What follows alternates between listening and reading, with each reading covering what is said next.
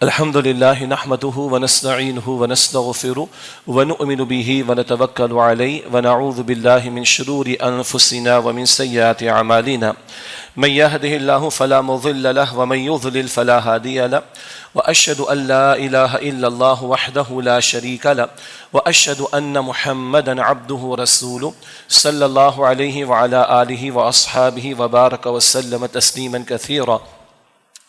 أما بعد فأعوذ بالله من الشيطان الرجيم. بسم الله الرحمن الرحيم.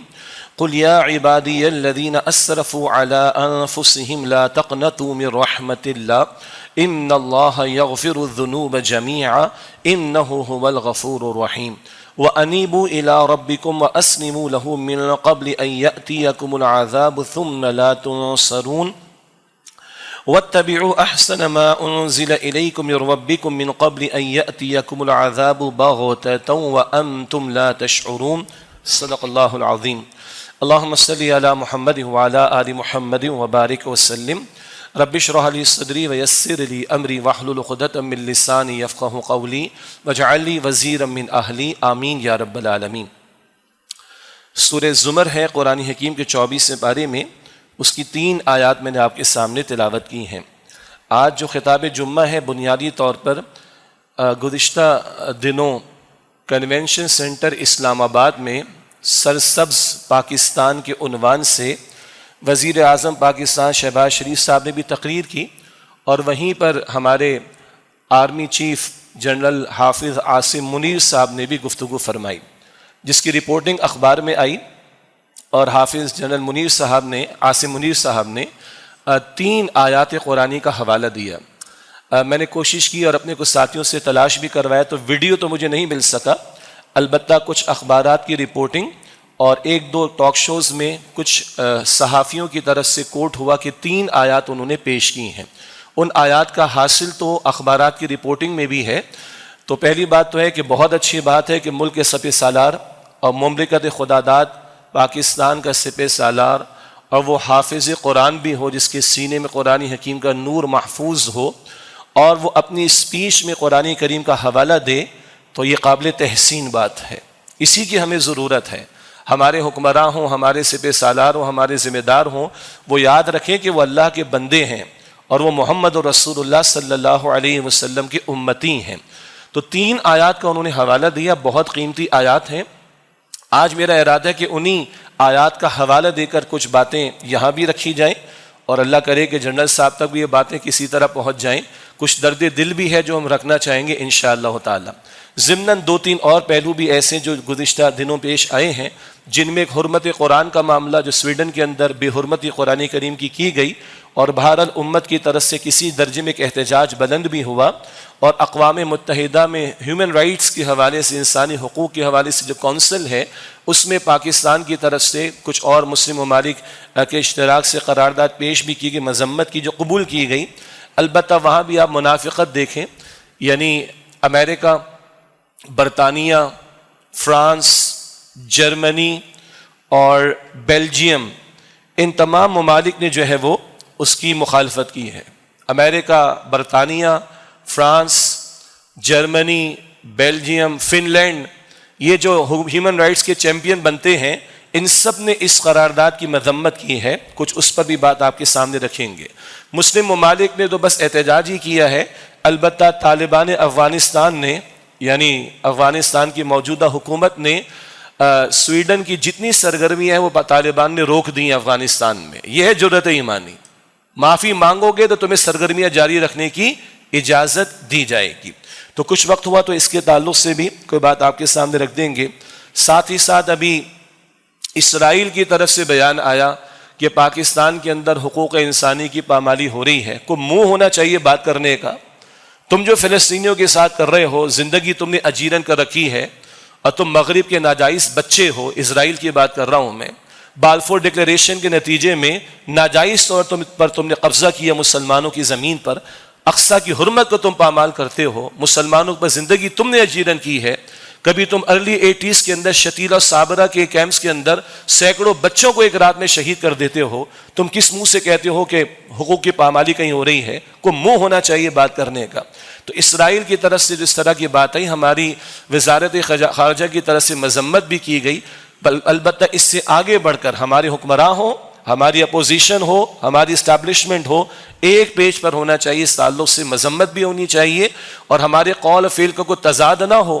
ماضی میں ہوتا رہا، اوپر ہم کہتے ہیں کہ اسرائیل کو ہم نے قبول نہیں کرنا، یہاں سے وفود نجی طور پر اور کبھی دیگر اعتبارات سے بھی جاتے رہے اور باتیں بھی چلتی رہیں. تو قول و فعل کا تضاد نہیں ہونا چاہیے اور کوئی ہمارا حکمراں ہو یا اپوزیشن کا لیڈر یا اسٹیبلشمنٹ ہو، ان کا کوئی جھکاؤ ان یہود کی طرف نہیں ہونا چاہیے. دشمن اسلام کے قرآن پاک واضح طور پر اس بارے میں ذکر کرتا ہے. تو کچھ اس کی طرف انشاءاللہ توجہ کا معاملہ کریں گے. جنرل صاحب نے جو آیات تلاوت کی ہیں پہلے میں وہ آپ کے سامنے رکھ دیتا ہوں. ایک آیت انہوں نے تلاوت کی سورہ زمر کی آیت نمبر 53 اور بہت پیارا مقام ہے. اکثر مفسرین کا فرمانا ہے کہ قرآن حکیم کی سب سے زیادہ امید افزا آیت یہ ہے. سورہ زمر کی آیت نمبر 53 قل یا عبادی الذین اسرفوا علی انفسہم، اے میرے نبی صلی اللہ علیہ وسلم میرے ان بندوں سے فرما دیجئے جنہوں نے اپنی جانوں پر زیادتی کر لی. لا تقنطوا من رحمت اللہ، اللہ کی رحمت سے مایوس نہ ہو جانا.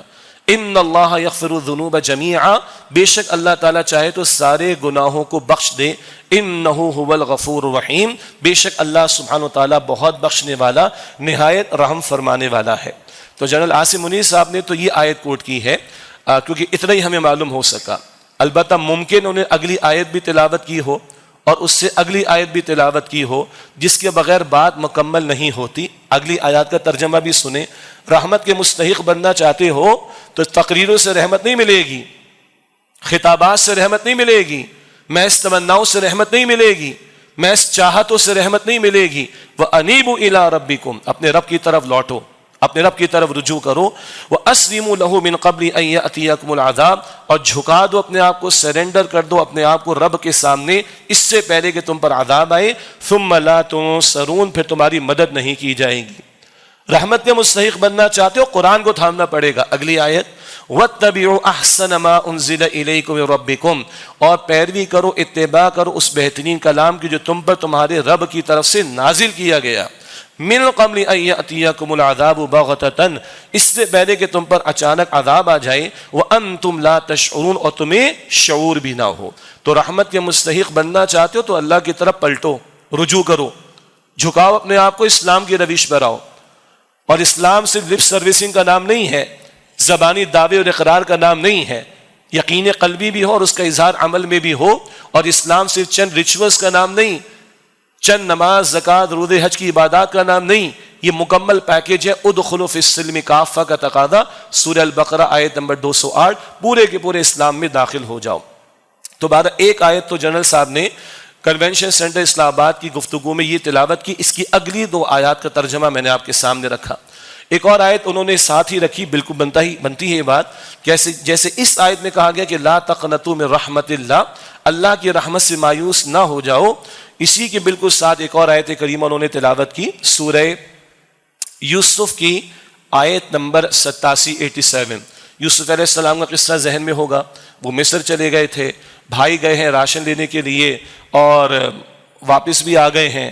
چھوٹا بھائی بنیامین بھی رہ گیا، ایک اور بھائی بھی وہاں پر رہ گیا. تو یعقوب علیہ السلام نے کہا جاؤ تلاش کرو. لا تیأسوا من روح اللہ، اللہ کی رحمت سے مایوس نہ ہو جاؤ. انہ لا ییأس من روح اللہ الا القوم الکافرون، اللہ کی رحمت سے وہی لوگ مایوس ہوتے ہیں جو کافر ہوتے ہیں. تو یہ تو یوسف علیہ السلام کے والد یعقوب علیہ السلام نے بیٹوں کو تلقین کی جاؤ تلاش کرو اور مایوس نہ ہو جاؤ. تو جنرل عاصم منیر صاحب نے یہی آیت تلاوت کی کہ انہ لا ییأس من روح اللہ الا القوم الکافرون، کہ بے شک اللہ کی رحمت سے وہی لوگ مایوس ہوتے ہیں جو کافر ہوتے ہیں. بالکل صحیح بات ہے. چنانچہ ان دو آیات کا حاصل کیا ہے؟ مفسرین نے لکھا، علماء نے لکھا کہ اللہ تعالیٰ کی رحمت کی امید رکھنا فرض اور اللہ تعالیٰ کی رحمت سے مایوس ہونا کفر ہے. اللہ کی رحمت سے امید رکھنا فرض اور اللہ کی رحمت سے مایوس ہونا کفر ہے. ان دو آیات کا حوالہ دے کر پھر جنرل عاصم منیر صاحب نے بھی کہا کہ پاکستان کو ترقی سے کوئی نہیں روک سکتا اور بڑا انقلاب انشاءاللہ برپا ہو جائے گا۔ زراعت کے میدان کے اندر ہم بہت کوشش کر رہے ہیں، باہر سے ہمیں بہت ساری امداد بھی مل رہی ہے، بلکہ سرمایہ کاری آ رہی ہے عرب ممالک کی طرف سے بھی، اور ہم ٹیکنالوجی بھی استعمال کریں گے اور سرسبز انقلاب یا سبز انقلاب کہیے برپا کریں گے۔ بہت اچھی بات ہے، گو کہ سرحدوں کی حفاظت اصل کام ہماری افواج کا، لیکن بہرحال ہنگامی حالات کے اندر کبھی وہ زلزلے کے معاملات، کبھی وہ سیلاب کی تباہ کاریوں کے معاملات، یہ افواج ہماری آگے بڑھ کر ملک و ملت کی خدمت کرتی ہیں، اچھی بات ہے۔ اور اگر ایک اکنامک ایشو ہے بہت بڑا ملک کے لیے، اور اگر اس میں آرمی چیف خود آگے بڑھ کر پارٹیسپیٹ کر رہے ہیں، ہم تحسین کریں گے، اور اگر وہ قرآنی آیات کا حوالہ دے کر قوم کو موٹیویٹ کر رہے ہیں تو ہم زیادہ تحسین کریں گے، اچھی بات ہے۔ سیدھی سی بات ہے، یہ منبر رسول ہمارے پاس یہ امانت ہے، اور اس کا تقاضا ہے کہ اگر خیر کی بات کہیں سے آئے اس کی تحسین کرو، شر کی بات ہے مذمت کرو۔ چنانچہ قرآن کریم اصول دیتا ہے، سورۃ المائدہ کی آیت شروع میں بالکل آیت نمبر 3 میں، تعاونوا علی البر والتقوی ولا تعاونوا علی الاثم والعدوان، نیکی اور تقوی کے کاموں میں ایک دوسرے کے ساتھ تعاون کرو، اور گناہ اور زیادتی کے کاموں میں ایک دوسرے کے ساتھ تعاون نہ کرو۔ تو اگر ملک کے آرمی چیف آج ایک تقریر میں قرآنی آیات کا حوالہ، اس سے قبل وہ تلاوت بھی کر چکے ہیں، اچھی بات ہے، اور آج وہ قرآنی آیات کا حوالہ دے کر قوم کو موٹیویٹ کر رہے ہیں، فہو المطلوب، لوٹو قرآن کی طرف بھائی، لوٹو اللہ کی طرف۔ تو اگر یہ آیات تلاوت کی گئی، بر موقع ہے، بر محل ہے کہ ہمیں کوئی مایوس نہیں ہونا چاہیے، مایوسی کفر ہے، اللہ پر توکل کرو، اللہ پر اعتبار کرو، اللہ پر بھروسہ کرو، اللہ پر یقین کرو، اللہ کی طرف رجوع کرو۔ اگر یہ میسج جا رہا ہے پاکستان کے آرمی چیف کی طرف سے، ہم تحسین کریں گے، ہاں کچھ درد دل بھی آگے رکھیں گے۔ ایک اور مقام انہوں نے تلاوت کیا، وہ سورہ آل عمران کی آیت نمبر 139 کا آخری حصہ، وَلَا تَهِنُوا وَلَا تَحْزَنُوا، ہمت نہ ہارو، غم نہ کرو، وَأَنْتُمُ الْأَعْلَوْنَ إِن كُنتُم مُؤْمِنِينَ، اور تم ہی غالب رہو گے اگر تم واقعتاً ایمان والے ہو۔ یہ سورہ آل عمران ہے، آیت نمبر 139 ہے، جہاں طویل تبصرہ غزوہ احد کے بارے میں آیا ہے۔ 6 رکوعوں میں قرآن کریم میں سورہ آل عمران کی 6 رکوعوں میں غزوہ احد کے بارے میں تفصیل آیا، اور آپ اور ہم جانتے ہیں اجتماعی سطح پر صحابہ کرام کے لیے رضی اللہ تعالی عنہ اجمعین مشکل ترین موقع کون سا تھا؟ احد کا موقع۔ اجتماعی سطح پر نبی صلی اللہ علیہ وسلم پر انفرادی سطح پر مشکل ترین موقع طائف کا موقع تھا، لیکن صحابہ کرام کی جماعت پر اجتماعی سطح پر مشکل ترین موقع کون سا تھا؟ احد کا موقع تھا۔ 70 صحابہ شہید ہوئے، کئی ایک زخمی ہوئے، حضور کے دندان مبارک شہید ہوئے، حضور کا جسم اثر لہولان ہوا، اس قدر شدید موقع، لیکن اللہ تسلیہ دے رہا ہے، وَلَا تَهِنُوا وَلَا تَحْزَنُوا، ہمت نہ ہارنا، غم نہ کرنا، وَأَنْتُمُ الْأَعْلَوْنَ إِن كُنتُم مُؤْمِنِينَ، تم غالب رہو گے اگر تم ایمان والے ہو۔ ہاں ایک حکمت تھی، ہر مرتبہ مسلمانوں کو فتوحات ملی، مگر ایک اسوہ یہ بھی تو سامنے آنا چاہیے کہ اگر کبھی وقتی طور پر کوئی حادثہ پیش آ جائے، وقتی طور پر کوئی نقصان کا معاملہ ہو جائے تو پریشان نہیں ہونا، کیا طرز عمل ہونا چاہیے؟ رسول اللہ کے اسوہ سے وہ بھی مل گیا، یہ بھی حکمت تھی اللہ تعالیٰ کی۔ اب ہمارے اعتبار سے کیا ہے؟ وَلَا تَهِنُوا وَلَا تَحْزَنُوا وَأَنْتُمُ الْأَعْلَوْنَ إِن كُنتُم مُؤْمِنِينَ، اور غم نہ کرو، ہمت نہ ہارو، تم ہی غالب رہو گے اگر تم واقعتاً ایمان والے ہو۔ اگر جنرل صاحب، حافظ منیر صاحب یہ آیت تلاوت کر رہے ہیں، اور اگر قوم کے سامنے میسج جا رہا ہے، ترجمہ بھی جائے، تفسیر بھی جائے، فہو المطلوب، بہت اچھی بات ہے، مگر کون سے ایمان کی بات ہو رہی؟ یہ جو ہمارے نادرہ کے ریکارڈ میں لکھا ہوا ہے کہ میں اور آپ مسلمان ہیں، ہمارے مختلف فارمز میں لکھا ہوا ہے کہ آپ اور میں مسلمان ہیں، یہ زبانی اقرار والا ایمان بالکل نہیں، یہ تو منافقین کے پاس بھی تھا، اور اللہ فرماتے لم تؤمن قلوبہم، ان کے دل ایمان نہیں لائے تھے۔ تو محض زبانی دعوے نہیں ایمان کے، وہ ایمان جو دل میں اترے۔ اللہ کہتا ہے قرآن میں سورہ نساء کی آیت نمبر 136 میں، یا ایھا الذین آمنوا آمنوا باللہ ورسولہ والکتاب الذی نزل علی رسولہ والکتاب الذی انزل من قبل، اے ایمان والو ایمان لاؤ اللہ پر۔ کتنا عجیب خطاب ہے، ایمان والو ایمان لاؤ اللہ پر اور اس کے رسول پر صلی اللہ علیہ وسلم، اور اس کتاب پر جو اللہ نے اپنے رسول علیہ السلام پر نازل فرمائی، قرآن حکیم، والکتاب الذی انزل من قبل، اور ان کتابوں پر جو اس سے پہلے نازل کی گئیں۔ تو ایک ہے زبان کا اقرار، ایک ہے دل کی تصدیق، ایک ہے اقرار باللسان، وہ تو ہم سب کو حاصل ہے، ایک ہے تصدیق بالقلب، دل سے تصدیق کرنا۔ جب ایمان دل میں اترتا ہے تو عمل ثبوت پیش کرتا ہے. آج نماز امت ضائع کرے، حرام خوری امت کرے، سود کا دھندا ملک میں چلتا رہے، یہ بھی جنرل صاحب سے میں گزارش کروں گا. ہم تو کہہ کے تھک گئے. کوئی سیاستدان ماننے کو تیار نہیں، ہمارے کوئی حکمران ماننے کو تیار نہیں. 75 برس کے سارے حکمران، ملٹری والے یا سول حکمران، کوئی ہمت نہیں کر پایا کہ اس سود کے دھندے کو ختم کرے. آپ کر دیں، اللہ تعالیٰ نے آپ کو طاقت دی ہے، آپ کو اختیار ملا ہوا ہے. آپ تو بزنس کمیونٹی کو جمع کر لیتے ہیں، آپ سیاستدانوں کو جمع کر لیتے ہیں، اور آپ تو باہر جا کر دیگر ممالک کی حکومتوں سے معاملات کر لیتے ہیں. اللہ آپ کو ہمت دے دے. ہمیں تو سود کا خاتمہ چاہیے. اس قوم کے بچے 3-3 لاکھ روپے کے بیچارے مقروض پیدا ہو رہے ہیں. اس قوم کا فیڈرل بجٹ کا 50% حصہ سود اور سودی قرضوں کی ادائیگی پر برباد ہو رہا ہے. IMF کے معاہدے میں سارے خوش ہو رہے ہیں. پچھلے آرمی چیف نے بھی خوشیاں منائی تھیں، پچھلے حکمرانوں نے بھی خوشیاں منائی تھیں، پچھلے اپوزیشن والوں نے بھی خوشیاں منائی تھیں. آج پھر سارے خوش ہو رہے ہیں. ہاں جی، ہمیں کوئی اعتراض نہیں ہے. سبحان اللہ. وہ تھوڑا بہت اتنا دیتے ہیں گھوڑے کو وہ چلتا رہے، اتنا دے رہے وہ ہمیں، باقی ہمیں چلاتے رہیں گے، مقروض در مقروض بناتے رہیں گے، لوٹ مار کرتے رہیں گے. یہ قوم سسکتی رہے گی، پستی رہے گی. اگلے 8, 10, 12 مہینے کے لیے تھوڑا سا ریلیف مل گیا، اس کے بعد کہاں کھڑے ہوں گے ہم؟ یہ اسی سود کا شاخسانہ ہے.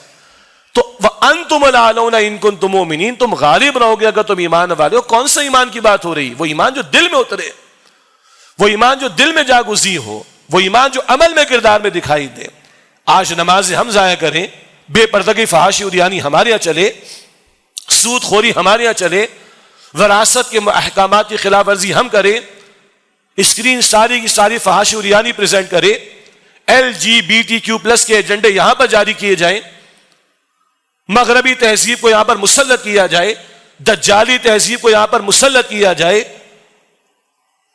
یہ ایمان ہے؟ اس کے ساتھ اللہ کی رحمت آئے گی؟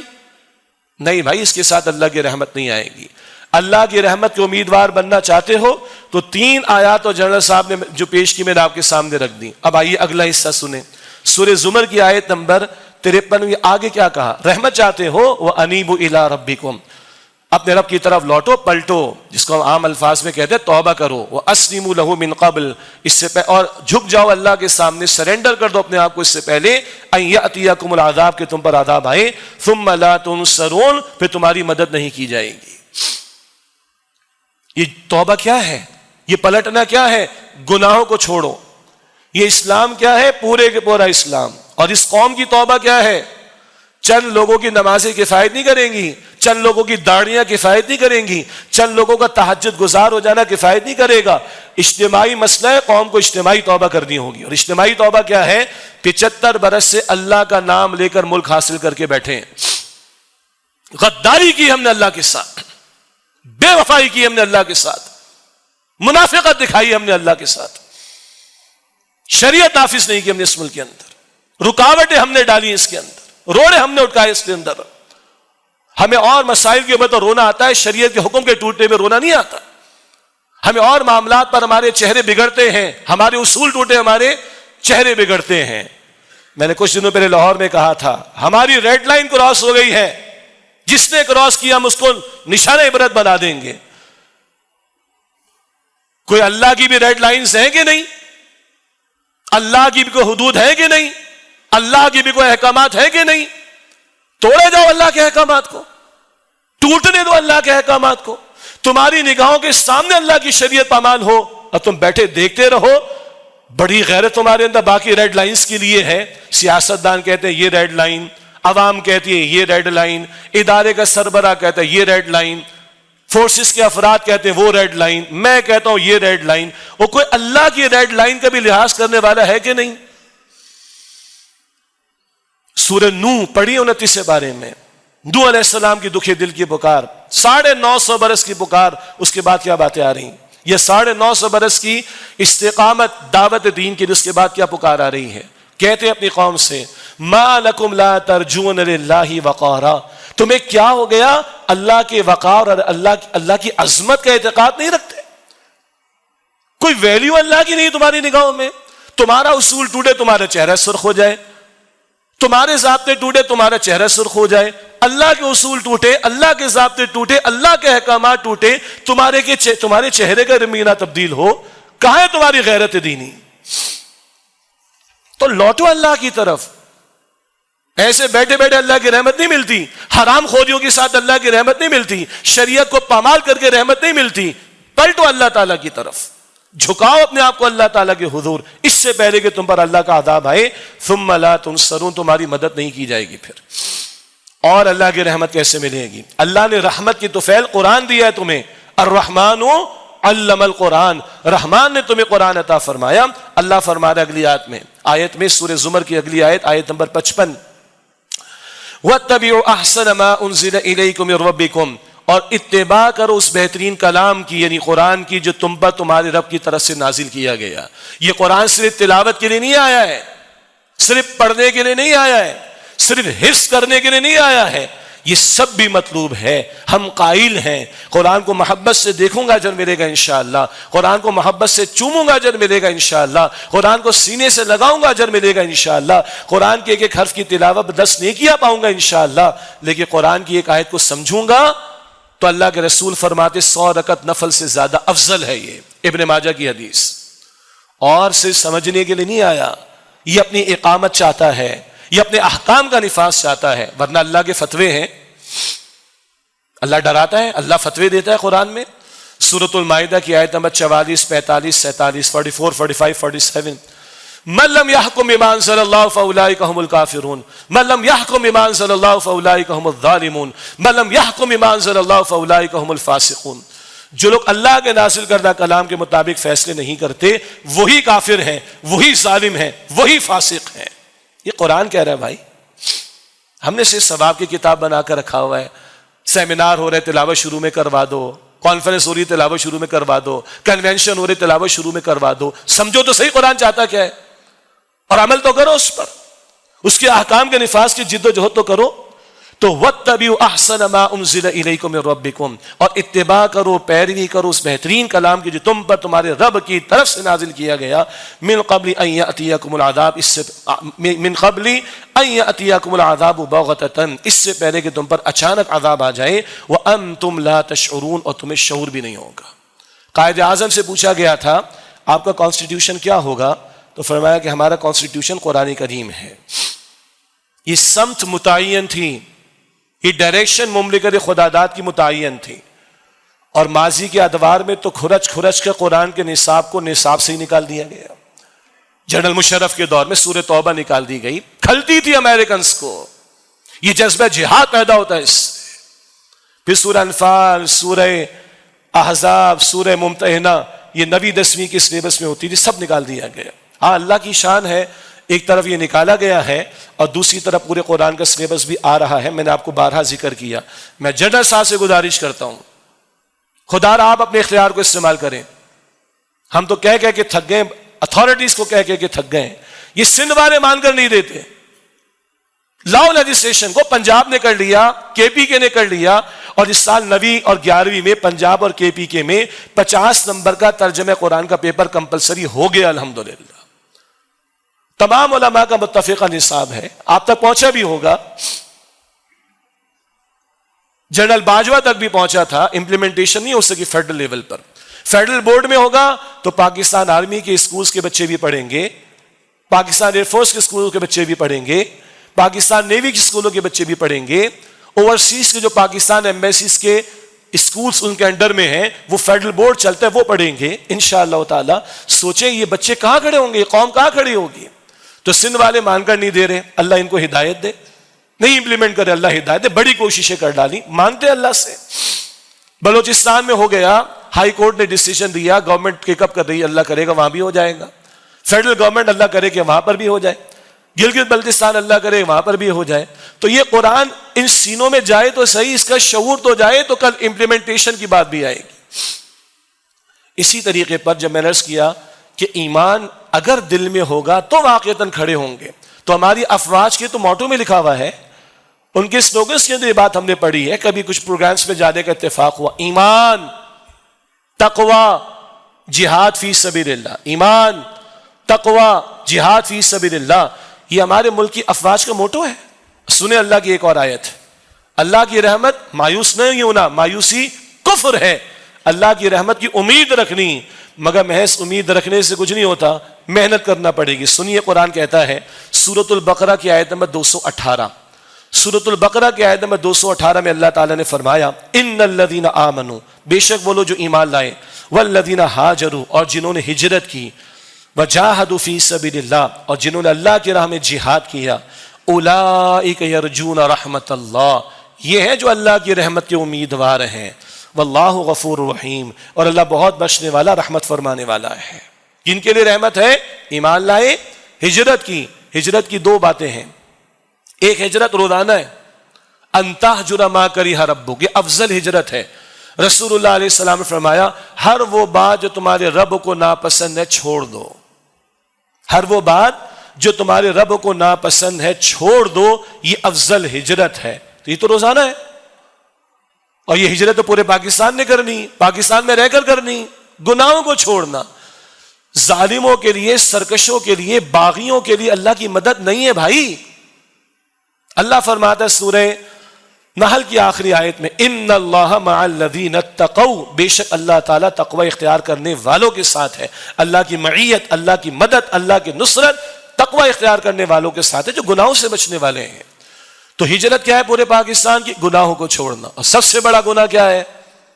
غداری، اللہ کے ساتھ بے وفائی، قرآن کو پس پش ڈالنا، دین کو ترجیح نہ دینا، دین کو نافذ نہ کرنا. اس سب سے بڑا جرم ہمارا یہ ہے. اور پوری قوم نے توبہ کرنی، میں نے بھی کرنی، آپ نے بھی کرنی، اسٹیبلشمنٹ نے بھی کرنی، حکمرانوں نے بھی کرنی، اپوزیشن نے بھی کرنی، سیاستدانوں نے بھی کرنی. جب تک یہ نہیں کریں گے پاکستان سیدھا ہو نہیں سکتا کبھی، خدا کی قسم. سچی توبہ. اور جہاد جوہد سے ہے، کوشش، محنت، جد و جہد. انتہا ہے باطل سے ٹکراؤ، قتال. اور اللہ نے ہمارے ملک کی اس فوج کو بہترین صلاحیتیں دی ہیں. اور یہ ایٹم بم کاہے کو دیا اللہ تعالیٰ نے؟ سجانے کے لیے. دل کی بات عرض کر دے تو اللہ کرے پہنچ جائے. آئی ایم ایف بڑا پریشر ڈال رہا ہے. پہلے ہماری سوشل انجینئرنگ کر کے بیڑا غرق کر دیا. یونیورسٹیز کا حال دیکھا آپ نے؟ آپ کا بھی تجربہ ہے، میرا بھی ہے. کیا حالات ہیں آج؟ کالجز کے کیا حالات ہیں؟ تعلیم اداروں کے کیا حالات ہیں؟ میڈیا کی اسکرین کے کیا حالات ہیں؟ استغفر اللہ. سب کروائے گئے ہم سے پریشر ڈال کر. اب وہ ہماری اکنامک ایڈجسٹمنٹ کر کے ہمیں مقروض بنا رہے ہیں. اور at the end of the day کیا ہے؟ ان کو کھلتا ہے کیا؟ ہماری ایٹمی صلاحیت، ہماری میزل ٹیکنالوجی. اس کو میں کہہ رہا ہوں، آپ کو لگے کہ دیوانے ہو گئے تم، اللہ کرے کہ ہم دیوانے ہو جائیں. ایسی دلدل میں پھنسے ہیں، نکلنے کا کوئی امکان نہیں. میں اپنے کپڑوں کو صاف ستھرا کر کے نکلتا ہوں، پاسبل ہی نہیں. کو ہارڈ کور قسم کے ڈیسیجنز لینے پڑیں گے ہمیں. وہ تو تفصیل طلب بات کسی اور موقع پر. ایک دل کی بات میں عرض کرتا ہوں، ان کو جواب دینے کی ہمیں ضرورت ہے. جیسے کبھی جنرل ضیاء الحق نے راجیو گاندھی کو کہا تھا، وہ یاد ہوگا بزرگوں کو کرکٹ ڈپلومیسی کے اندر، گڑبڑ اگر کی تو ایٹم بم ماریں گے تمہارے اوپر، سیدھی سی بات. اور وہ دن اور آج کا دن ہے، اللہ نے ہماری حفاظت فرمائی. اسی طرح ان کو کسی انداز سے جواب دینے کی ضرورت ہے. اگر تم پاکستان کو کارنر کرو گے، اس کی معیشت کا بیڑا غرق کرنے پر تم تلے ہوئے ہو. اسٹیٹ بینک کو آزاد کر کے بیٹھے ہوئے ہیں، وہ کئی جواب دے نہیں اس ملک کے اندر. آج آئی ایم ایف کے پروردہ قسم کے لوگ مسلط کیے جا رہے ہیں اور کیے جائیں گے ہم پر.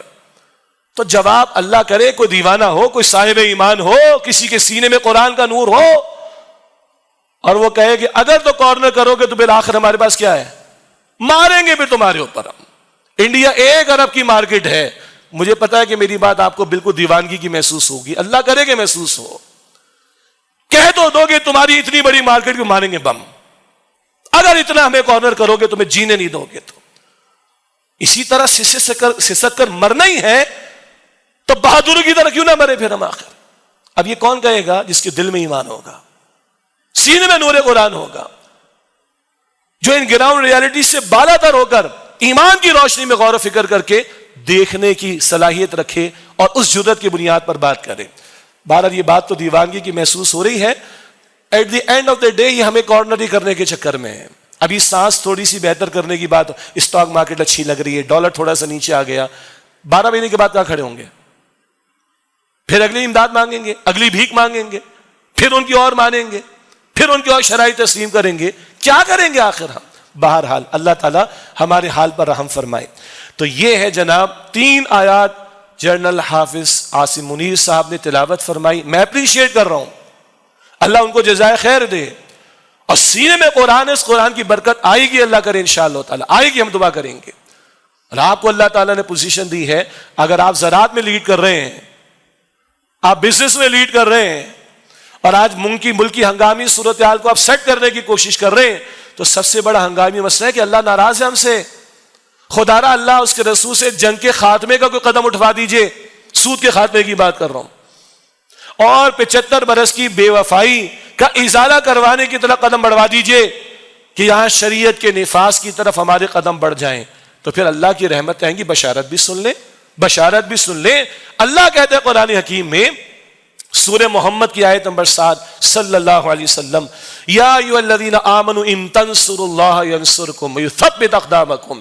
اے ایمان والو, تم اللہ کی نصرت کرو گے, مراد اس کے دین کی مدد کرنا, تم اللہ کے دین کی مدد کرو گے, اللہ تمہاری مدد فرمائے گا, اور اللہ تعالیٰ تمہارے قدموں کو مضبوطی عطا فرما دے گا. وہ ایک سجدہ جسے تو گراں سمجھتا ہے, 1000 سجدوں سے دیتا ہے آدمی کو نجات والی بات ہے. سب کچھ کر کے دیکھ لیا, آئے اللہ کی طرف لوٹیں, اللہ کی طرف پلٹیں, اللہ کی طرف رجوع کریں, اپنی نافرمانیوں سے مت چھٹکارا پائیں, معصیت کو چھوڑیں, اللہ کو راضی کریں, اور اللہ کی شریعت کے نفاذ کی طرف پیش قدمی کریں. اس کے سوا اس مملکت کا کوئی حل نہیں. کیوں؟ باقی 56 ممالک کو کوئی شکوہ ہم نہیں کرتے, مسلمان ممالک کو اس کو کرتے. اس نے دعویٰ کیا کہ ہم نے اسلام کے نام پر ملک لیا, اس نے کہا کہ ہمارا نام ہے اسلامی جمہوریہ پاکستان, پھر ہم نے غداری کی. اس کی طرف اللہ ہمارے دلوں کو پھیر دے. اور اللہ کے رسول نے فرمایا صلی اللہ علیہ وسلم, اللہ کی 2 انگلیوں کے درمیان اللہ کے بندوں کے دل ہیں. اللہ تعالیٰ کی 2 انگلیوں کے درمیان بندوں کے دل ہیں. اللہ تعالیٰ جب چاہے پھیر دے. اسٹیبلشمنٹ ہو, حکمراں ہو, سیاستداں ہو, اپوزیشن ہو, میں آپ عوام ہو, ہم سب پر اختیار تو اللہ کا ہے. اللہ چاہے گا تو پھیر دے گا, مگر ہمارے اندر بھی تو طلب ہو. یہدی الیہ من ینیب, قرآن فرماتا ہے سورہ شورا کی آیت نمبر 13 میں, اللہ اسے رہنمائی دیتا ہے, اسے ہدایت دیتا ہے جو اللہ کی طرف رجوع کرنے والا ہو. اس کے سوا اس ملک کا کوئی حل نہیں ہے, ورنہ انہی چکروں میں دلدلوں میں پھنستے چلے جائیں گے. اللہ تعالیٰ اس بات کی سمجھ اور عمل کی توفیق عطا فرمائے. 2-3 ضمنی باتیں میں نے عرض کرنا چاہی تھی. اسرائیل کی طرف سے بیان آ گیا کہ پاکستان میں حقوق انسانی کی پامالی ہو رہی ہے, اور تم اپنا منہ تو دیکھو ذرا, تم نے مسلمانوں پر قبضہ کیا ہوا ہے. بالفور ڈکلریشن کے بعد تم نے غاصبانہ قبضہ کیا ہے, مسلمانوں کی زمینیں تم نے لوٹی. شتیلہ صابرہ کے کیمپس کے اندر ماضی میں تم نے سینکڑوں بچوں کو ایک رات میں شہید کیا, جو مستقل مسلمانوں پر ظلم و ستم کرتے ہو, اور اقصیٰ کی جو ہے وہ حرمت کو تم پامال کرتے ہو, غاصبانہ قبضہ کر کے بیٹھے ہوئے ہو. تمہارا کوئی منہ ہے کہ تم بات کرو؟ اپنے کام سے کام رکھو اور اپنے ملک کے اندر بات کرو جا کر. یہ جواب دینا چاہیے. ہماری وزارت خارجہ کی طرف سے بھی گیا, اچھا جواب ہے. البتہ یاد دہانی کے لیے, ہماری ینگسٹرز کی یاد دہانی کے لیے, قائد اعظم نے فرمایا تھا یہ اسرائیل کیا ہے؟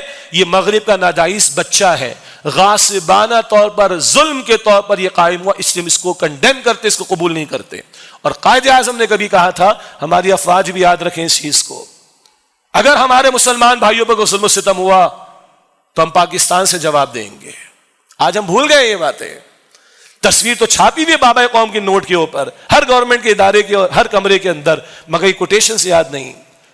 جب ابتدائی دور تھے, سال تھے پاکستان کے قیام کے بعد, بڑے معاشی مشکلات کے معاملات تھے, آفر آئی یہود کی طرف سے اس وقت کی وزیر اعظم لیاقت علی خان مرحوم کو, کیا ہم آپ کی مدد کرنے کو آتے ہیں, سوال ہی پیدا نہیں ہو تم سے مدد لیں گے ہم. لیاقت علی خان مرحوم نے جواب دیا, کوئی مدد تم سے ہم نہیں لیں گے. یہ ہماری اسٹریٹجی تھی, یہ ہماری پالیسی تھی. لیکن آج بدلتے حالات میں کبھی فلاں کی حکومت, کبھی فلاں کی حکومت, وہ فلاں جا کے مل رہے ہیں, فلاں جا کے مل رہے ہیں, ترکی میں مل رہے ہیں, اسرائیل میں جا کے مل رہے ہیں. ہمارے حکمراں, ہماری اسٹیبلشمنٹ, اپوزیشن, سیاستداں, سب کو ایک پیج پہ ہونا چاہیے, کنڈیم کرنا چاہیے, مستقل کنڈیم کرنا چاہیے. اور اندر خانے کو رابطے اگر کوئی کر رہا ہے تو وہ امت کے ساتھ غداری کرے گا, مملکت کے ساتھ غداری کرے گا. It must be clear to all of them. سیدھی سی بات. اگلی بات میں نے عرض کیا کہ حرمت قرآن کا معاملہ جو سویڈن میں ہوا, وہ ساری بات ہمارے سامنے ہے. ابھی اقوام متحدہ کی ہیومن رائٹس کی کونسل کے اندر ووٹنگ ہوئی اور پاکستان نے قرارداد پیش کی اور اس کی مذمت کی گئی. مگر نو میں ووٹ دینے والے کون تھے؟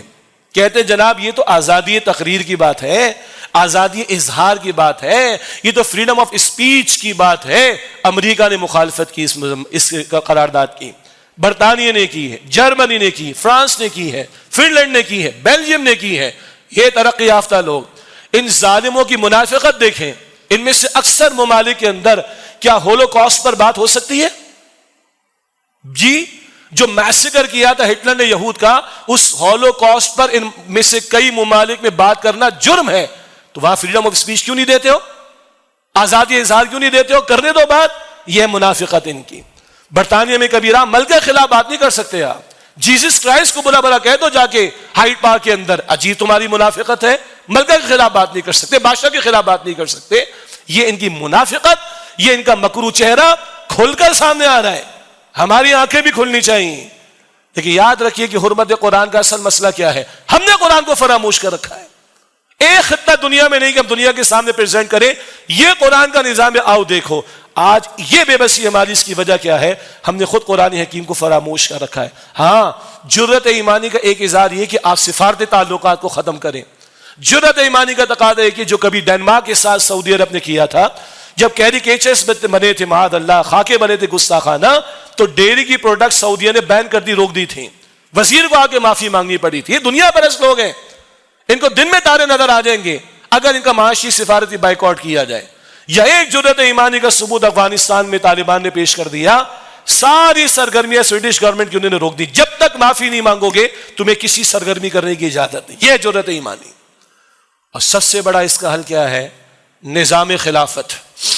جب امت مرکز پر ہوتی ہے، مرکزیت موجود ہوتی ہے، تو خلافت صرف احتجاج نہیں کرتی، خلافت اقدام کرتی ہے۔ پھر جواب دیا جاتا ہے۔ آج ہے ہی نہیں خلافت قائم، آج مرکزیت نہیں ہے مسلمانوں کی، تو ہم ڈیمونسٹریشن کرنے چاہیے، آواز بلند ہونی چاہیے، احتجاج ہونا چاہیے۔ مگر اصل حل کیا ہے؟ جب نظام خلافت قائم ہوگا اور اللہ کی پشپناہی ہمیں حاصل ہوگی، تو یاد رکھیے گا رسول اللہ علیہ السلام صحابہ کو بھیجتے تھے گستاخوں کو ٹھکانے لگانے کے لیے۔ جی، اور کسی ریٹائرڈ ایک فورسز کے صاحب نے کہیں کسی جگہ پر کھڑے ہو کر یہ کہا، اگر ہمارے پاس اسپیشل فورسز موجود ہیں تو با اختیار طبقات کیا بھیجیں گے کسی کو ایسے ظالموں کو ٹھکانے لگانے کے لیے؟ یہ بھی جرأت ایمانی کا تقاضا ہے۔ مہمات تو بہت چلتی ہے، سب کو پتا ہے، یہ دنیا بھر میں ہوتا ہے۔ تو گستاخوں کو ٹھکانے لگانا یہ محمد رسول اللہ نے بھی کروایا ہے اپنے صحابہ کے ذریعے سے۔ سیرت کی کتابوں میں ان واقعات کو پڑھا جا سکتا ہے۔ اللہ تعالی ہمیں سمجھ عطا فرمائے، اور اللہ سبحانہ و تعالی ہمیں ایمان کی دولت نصیب فرمائے، اور اللہ تعالیٰ اپنی طرف رجوع کی توفیق عطا فرمائے، اور اللہ ہمیں سچی توبہ کی توفیق عطا فرمائے۔ قرآن سے محبت، قرآن پر عمل، قرآن کے نفاذ، اس کے احکام کے نفاذ کی جد و جہد اور اجتماعی توبہ کی اللہ تعالیٰ مجھے اور آپ کو ہم سب کو توفیق عطا فرمائے۔ آمین یا رب العالمین۔ وآخر دعوانا ان الحمد للہ رب العالمین۔